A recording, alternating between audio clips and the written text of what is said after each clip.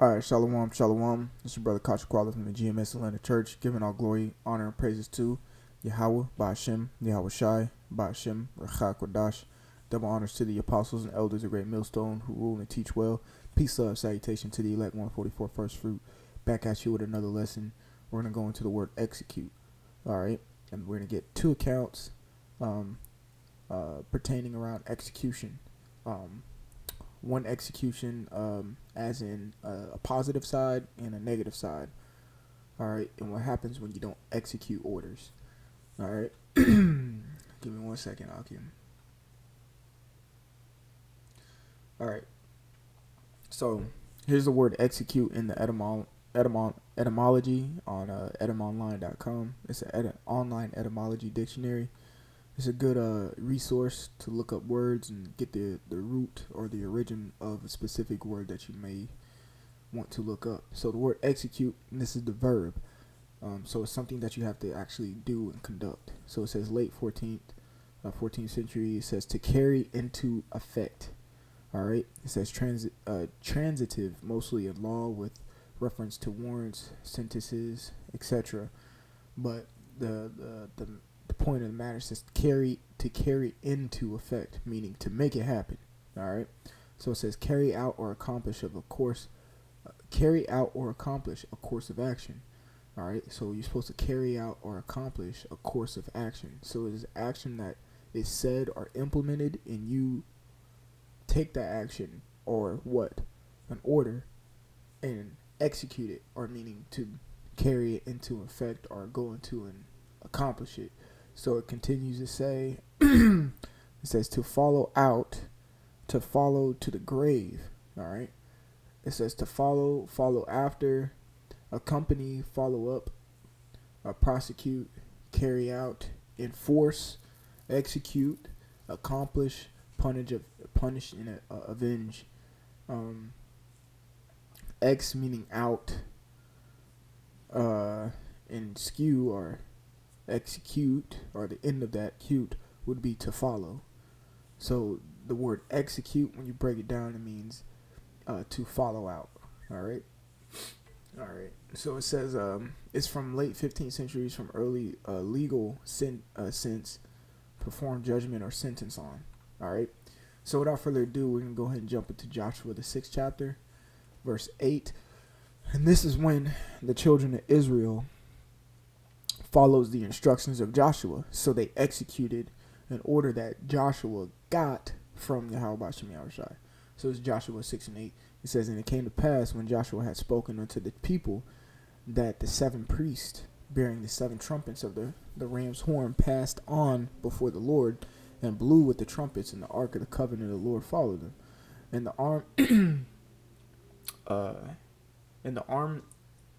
armed men went before the priest and blew the trumpets. All right, Salakia. Let me start up. I'm gonna start all the way at 1. It says Joshua 6 and 1, because I think starting at verse 8 is the execution of it. So Joshua 6 and 1, it says, now Jericho was straightly shut up because of the children of Israel. None went out and none came in. Verse 2, and the Lord said unto Joshua, see, I have given into thine hand Jericho, the king thereof, and the mighty men of valor, and ye shall compass the city. And this is the instructions, all right, or the orders that are to be executed. It says, and ye shall compass the city, all ye men of war, and go round about the city once. Thus shalt thou do 6 days. So he's saying you will do this for 6 days. So this is an order or commandment or an action that the Lord is commanding the children of Israel. And he's speaking to the leader of the children of Israel at that time, which was Joshua. And how you say Joshua's name in Hebrew is Yahweh Shai. And he's telling them to compass, meaning surround the city, all you men of war, and you do this for 6, and go around about it the city once, and you shall do this for 6 days. So verse 4, it says, and the 7 priests shall bear before the ark 7 trumpets of ram's horns. In the 7th day ye shall compass the city 7 times, and the priest shall blow with trumpets. Right. So these are all the instructions, and it says, it shall come to pass that when they make a long blast with the horns, the ram's horn, and when ye hear the sound of the trumpet, all the people shall shout with a great shout, and the wall of the city shall fall down flat, and the people shall ascend upon every man straight before him.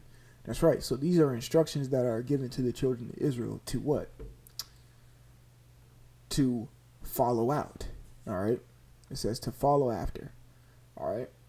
So it says, verse 6, and it says, and Joshua the son of Nun called the priests and said unto them, take up the ark of the covenant, and let 7 priests bear 7 trumpets of ram's horns before the ark of the Lord.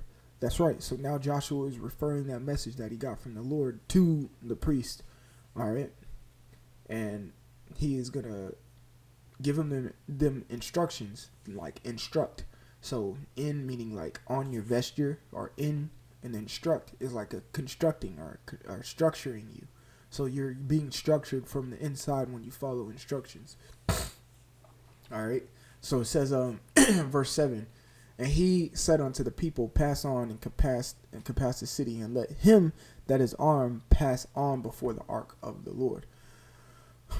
Verse 8. So now we're getting into the execution of the instructions that was given to Joshua, that Joshua gave to who? The Israelites.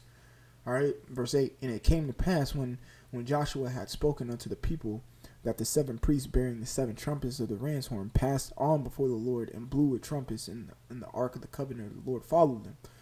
Verse 9, just like it was told for them. It says, and the armed men went up, Salakia, went before the priests that blew with the trumpets, and the rewarder and the reward came after the ark, and the priests going on, and the blowing with the trumpets. Verse 10, and Joshua had commanded the people, saying, ye shall not shout, nor make any noise with your voice, neither shall any proceed out of your mouth until the day I bid you shout. Then shall ye shout. So he's like, shut the hell up. And when I give you command, then you shout. Because the command was given to Joshua up here that on the 7th day, I want to say, that they shall shout. If I'm not mistaken, let's find it. I know I just read it.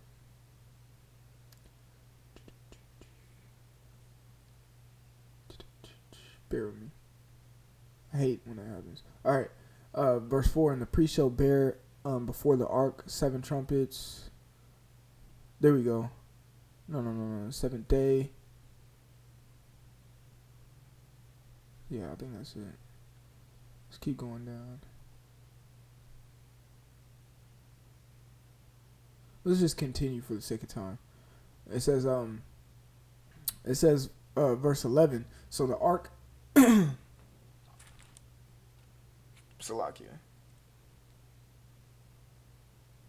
It's okay. Verse 5. Verse 5 is what I want. It says, and it shall come to pass that when they make a long blast with the ram's horn, and they hear the sound of the trumpet, the people shall shout with a great shout, and the wall of the city shall fall flat. This is on what? The 7th day. All right. So he's saying, hey, be quiet until then. All right. So verse 11 is so the ark of the Lord can pass the city, going about it once, and they came into the camp and lodged in the camp. So you go around once a day. All right. And Joshua rose early in the morning, and the priest took up the ark of the Lord. And the 7 priests bearing the 7 trumpets of the ram's horn before the ark of the Lord went on continually and blew the trumpets, and the armed men went before them. But the reward came after the ark of the Lord, and the priest going on, and the blowing of the trumpets. Verse 14, and the 2nd day they compassed the city once, meaning they went around it once and returned to the camp. So they did 6 days, just like the Lord commanded Joshua to command the children of Israel to do. So they're following instructions right now. Ooh, that's crazy. You see all of Israel following instructions. It's a blessing. All right, verse 15. It says, and it came to pass on the seventh day they rose early about the dawning of the day, and compassed the city after the same manner 7 times. Only on that day they compassed the city 7 times. So on the seventh day, they went around the city 7 times. Every other day for 6 days, they went around the city once and took their ass back home. All right, verse 16, it says, and it came to pass just like they were commanded to. So they were executing, or what? They're carrying all that into effect, and carry out or accomplish a course of action. All right. So it says, verse 17. It says, I think I'm on 17. I'll read 16 again. It came to pass in the seventh time when the priest blew the trumpets, Joshua said unto the people, shout. So now he commanded the people to shout, for the Lord hath given you the city. All right, and the city shall be accursed, even it and all that are therein. And the Lord only Rahab, which was that harlot, her name means wide, or Rahab. All right, it says the harlot shall live, she and all that are with her in the city, because she hid the messengers that we sent. So because she did a good deed, she her life gets spared. And you could go down to verse 22 and read about how her household got saved. But I'm going to read verse 20. It says, so the people shouted when the priest blew the trumpets, and it came to pass when the people heard the sound of the trumpet, and the people shouted with a great shout, that the wall fell down flat, so that the people went up into the city, every man straight before him, and they took the city. Man, they killed them people up in there. All right, simple as that.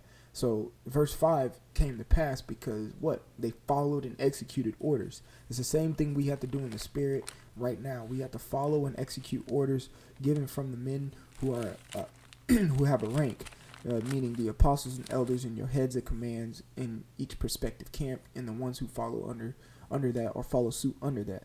You are to take, if they have an order or a specific command, it probably came down from somewhere else, all right, meaning a higher up, and you are supposed to execute that. If you do not execute that order, you are disrespecting the one who gave the order, all right?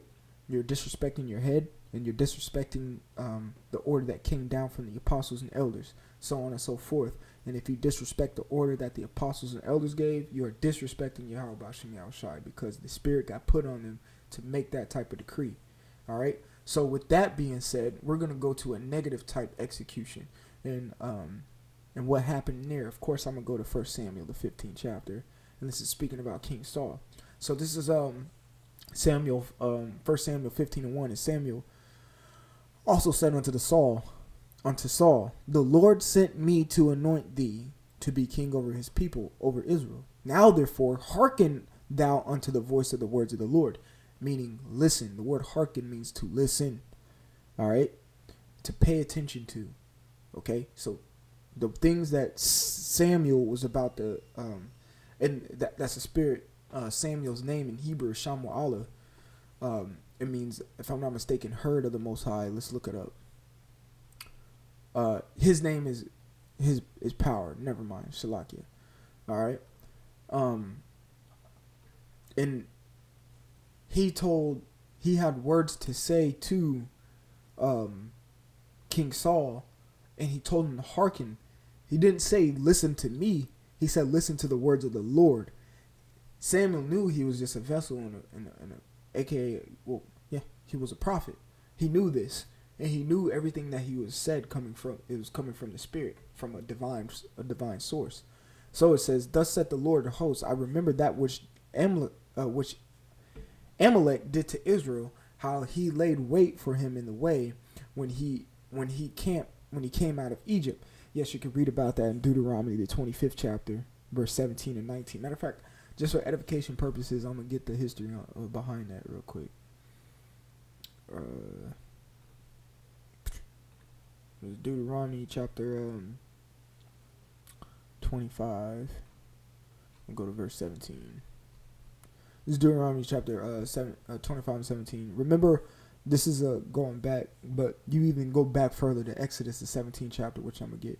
So it says, remember what Amalek did unto thee by the way when ye were come forth out of Egypt. Verse 18. It says, how he met thee by the way and smote the hindmost of thee. All right, hindmost meaning like behind. It says even all that were feeble behind thee, meaning like the ones who were feeble, they kind of like, were, I want to say sluggish, but they're feeble. They're probably old, you know, and all that. So it says, when thou was faint and weary, meaning tired, and he feared not the Most High, so he just went and killed y'all. All right, it says, verse 19, therefore it shall be when the Lord thy power giveth thee rest from all thine enemies round about in the land which the Lord thy power giveth thee for an inheritance to possess it, that thou shalt blot out the remembrance of Amalek from under heaven. Thou shalt not forget it. All right, we're never going to forget what they did to us when we were coming out of the land of Egypt. So therefore, we come all the way to this point now. That's why the Amalekites are Edomites. So that's why the Amalekites, they actually going to get taken into slavery. We're not going to forget what they did to us when we were trying to come out the first Exodus. And we're not going to forget what they are doing to us going into this second Exodus as well. So we ain't going to forget their iniquities and what the hell they did to us. They're going to pay for it. All right. So going back to 1 Samuel, it says, verse 3, it says, now go and smite Amalek and utterly destroy all that they have, and spare them not, but slay both man and woman, infant and suckling, ox and sheep, camel, ass, man, everything, man. Forget it. I don't want their spoils. I want their blood. Just kill all of them. I don't care how old they are, how young they are. I don't care if a woman's in labor. I don't care if a woman's pregnant. Kill it. Kill all of them. Every single one of them. Just kill them. Okay? I don't want to see any Amalekite. So for the sake of the time, pretty much Saul really didn't execute these orders correctly. He didn't. So I'm going to go down to verse 22. Because Saul, he killed a lot of them, but he took the king and he took the spoils. All right. So it says verse 22, and it says, and Samuel said, hath the Lord as great delight in burnt offerings and sacrifices. Let me reread that.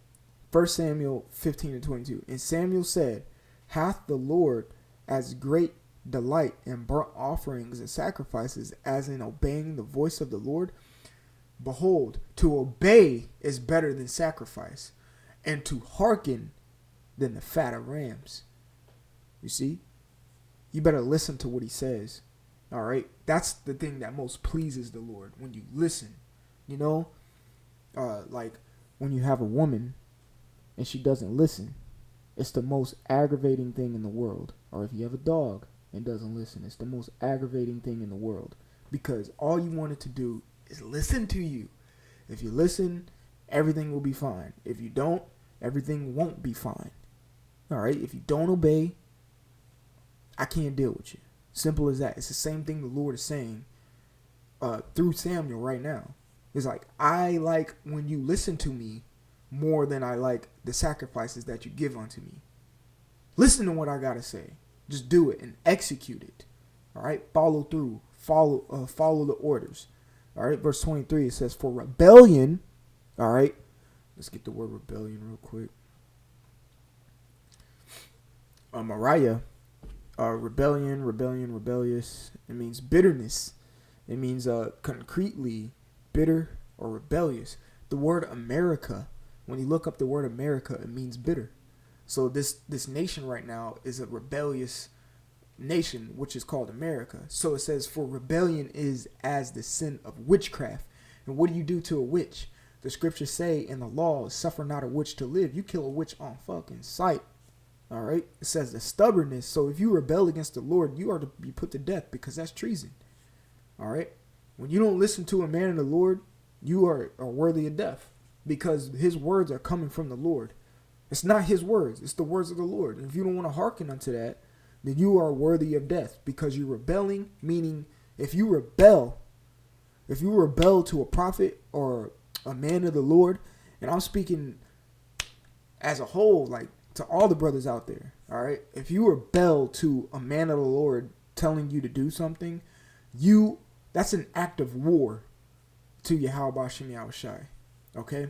If you have a man on the women's side, if you have a man who is striving for righteousness to be a part of the one elect, and he goes on the highways and byways, so most likely he's a prophet, and you rebel on his word, you are committing war against Yahweh Ba'ashem Yahweh Shai. So it says, in the stubbornness is as iniquity and idolatry. Idolatry is a form of fornication or adultery in the spirit. All right, meaning like idolatry, you're worshiping idols. So being rebellious is equivalent to worshiping another idol like Jesus. You see, it's a big time thing when you don't execute orders that the Lord prescribed, and execute the orders that the Spirit puts on men and gives you. All right. So it says, because thou hast rejected the word of the Lord, he hath also rejected thee from being king. So he took him off that seat. He's like, he removed him. He's like, I'm done with you since you don't want to listen. So we're going to go down and see what happened to King Agag. Verse 30, I'll start at 32. It says, Then said Samuel, bring ye hither to me Agag, the king of the Amalekites. And Agag came unto him delicately, like a little asshole. He's trying to be all innocent and humble. It's like, nah, bro. And Agag said, surely the bitterness of death is past. Meaning like, oh, you forgot about all that. We're good now. That was a long time ago. That happened in Egypt. And verse 33, and Samuel said, as a sword hath made women childless, so shall thy mother be childless among women. And Samuel hewed Agag in pieces before the Lord in Gilgal. Meaning like he chopped his ass up. He chopped his head off. He probably chopped his head off, cut his head in half, chopped his arms off, cut his arms in half, chopped his other arm off, cut it in half, cut him asunder, cut him at the waist, cut his legs up in 3 pieces. He hewed him in pieces. All right. I have to say it like that because people think, oh, he just stabbed him in the gut. Because if this was a movie, that's all it will show. Samuel just stabbing him in the gut or something, and probably whispering in his ear, I'm sorry, but I had to do this. Esau likes to sugarcoat shit. Nah, man. Samuel took a sword and chopped his ass up like it was on some cartel shit or something. All right? He just chopped his ass up. Simple as that. So Agag was probably 100% unrecognizable. All right? Because he was in small little pieces. So this is what this was an execution right here. What Samuel did. He executed the orders that the Lord gave to Saul, but he had to finish it off. Okay? So, but when you read up in verse 20 and 22 through 22, he was rebuking Saul. All right? For not listening. He rebelled. All right? You are to execute orders, man. Execute it. If you are to do 3 videos a week, execute it. Do more. You can never do too much. All right? We're doing too little. So do as much as you can. Execute it. Carry it out. All right? Follow it out. Execute these orders. Execute these things so what we can get the hell up out of here, man. So Lord willing, that was edifying. I'm the brother Kasha Quali from the GMS Atlanta Church here in Georgia, giving all glory, honor, and praises to Yahweh, Ba'ashem Yahweh Shai, Ba'ashem Hakakwadash. Double honors to the apostles and elders of Great Millstone who rule well. Peace, love, salutation to the elect 144. Until next time, like always, Shalom.